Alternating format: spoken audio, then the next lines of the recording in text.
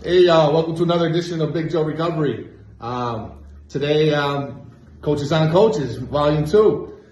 Talking here with a good friend of mine. Please introduce yourself. Hey everybody, it's Juan from CCAR. I'm an emergency department recovery coach. I volunteered for CCAR for 2 years and then became a recovery coach here. And everyone calls me Juan, aka Tito.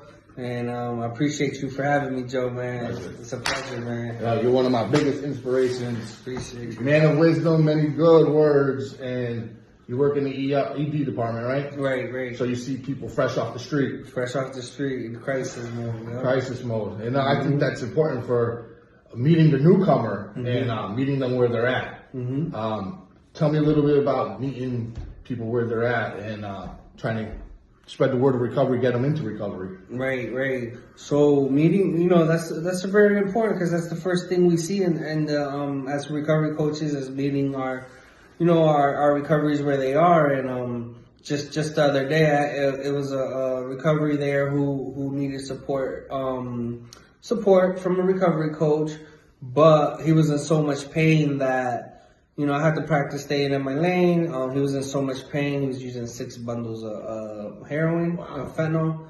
And he was in so much pain. They only gave him, a little bit of medication.